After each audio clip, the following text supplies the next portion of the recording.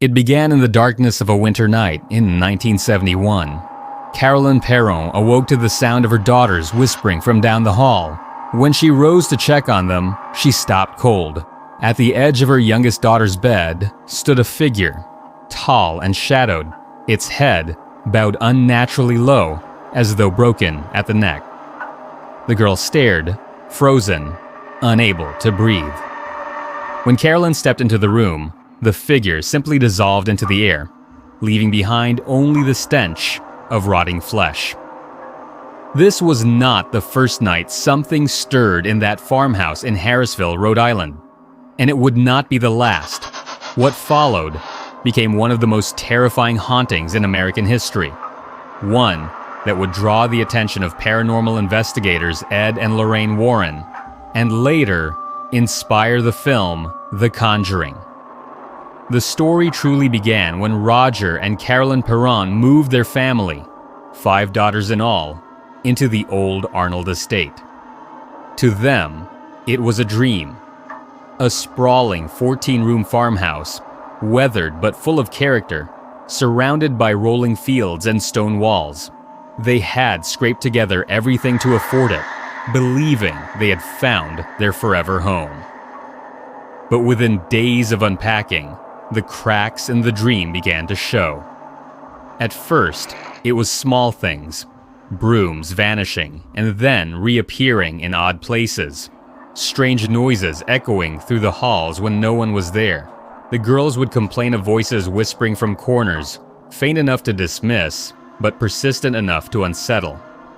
Carolyn herself began to notice piles of dirt appearing on the freshly swept floor, as though someone, or something, delighted in undoing her every effort. It escalated quickly. Each child seemed to attract a different spirit. One daughter would wake to find her bed shaking. Another claimed she was being touched by unseen hands. The youngest, April, spoke often of a friend no one else could see. A boy she insisted lived in the walls. While some presences seemed harmless, even playful, others radiated a malice that grew stronger with each passing week. One night, Carolyn entered the kitchen and froze. Standing in the corner was a woman, her head hanging low, her neck twisted as though it had been snapped. The woman glared with blackened eyes, her mouth twisted in a snarl. Carolyn blinked, and the figure was gone. From then on, she began to sense a particular entity in the house, one that seemed to focus on her, watching, waiting. The Perrons would later learn that the land carried a dark history. The farmhouse dated back to the 1700s, and with it came generations of tragedy, suicides, drownings, murders, even children found dead in mysterious ways. The most sinister legend was that of Bathsheba Sherman, a woman rumored to have practiced witchcraft. Locals whispered that she had sacrificed an infant to the devil, and that she cursed the land before taking her own life. Whether truth or folklore, her name became forever tied to the Arnold estate. The family began to believe Bathsheba's spirit lingered in their home.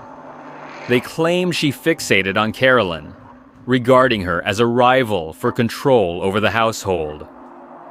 Carolyn's health began to decline. She complained of piercing pains, as though being stabbed with a needle. Bruises would appear on her body overnight. And always, she felt eyes on her. Night after night, the house grew darker. Doors slammed without warning. Voices rose in the walls. Shadows shifted in the halls. The girls cried out in terror, only for their father to find nothing there. Sleep became impossible. Fear became constant. And yet, this was only the beginning. For what the Perrons could not know was that their cries for help would soon reach 2 of the most famous paranormal investigators in history. But before the Warrens set foot inside that farmhouse, the Perrons would endure a torment that pushed them to the very edge of sanity. By the time the Perrons contacted Ed and Lorraine Warren, the house had grown nearly unbearable. Fear had embedded itself in every room. every creaking floorboard, every flickering light. Carolyn and Roger were exhausted, their daughters on edge, haunted by nightly terrors they could no longer dismiss. When the Warrens arrived, their presence did little to immediately calm the household.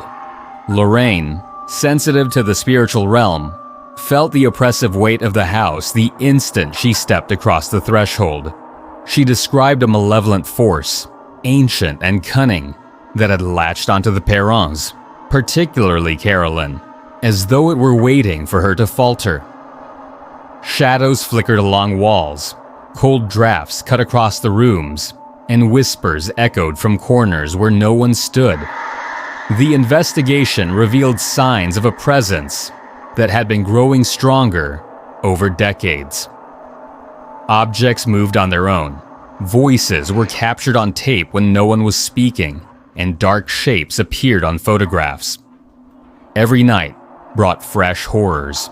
Children awakened screaming, unseen hands gripping their limbs, beds shaking violently. And always, there was the feeling of being watched, eyes piercing from the darkness. The Warrens uncovered the name tied to the most powerful presence, Bathsheba Sherman. Records and local legends painted her as a witch, a woman who had made a pact with forces beyond understanding. She had cursed the land, and her spirit, vengeful and relentless, had lingered for generations. In the Perron home, her influence had grown strong enough to attack, torment, and even attempt possession. One of the most terrifying nights came when Carolyn awoke in a paralyzing darkness, the temperature in her bedroom dropping dramatically. A shadow moved across the floor, thick and unnatural, and a guttural, inhuman voice whispered threats against her life. She screamed, and the entity vanished, but the dread lingered.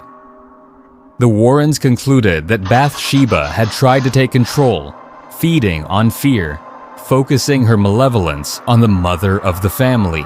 The family endured weeks of escalating attacks. Doors slammed with supernatural force, furniture flew across rooms, and disembodied footsteps echoed in hallways long after the children had been tucked in. The house seemed alive, a predator with a mind of its own. Ed and Lorraine performed multiple blessings and spiritual interventions. Lorraine recited prayers while Ed attempted to cleanse the home, confronting the entity directly. The night was thick with tension. The walls seemed to pulse, shadows coiled in corners, and for moments it seemed the force would resist, would fight. Yet, the Perrons watched as the air in the house lightened, as the dark weight lifted gradually from their lives. The haunting did not vanish entirely, but its grip loosened. Carolyn and Roger could finally sleep without terror pressing down on their chests. The girls, though scarred by what they had witnessed, began to recover from the nightly horrors. And for the first time in years, the farmhouse felt like a home again.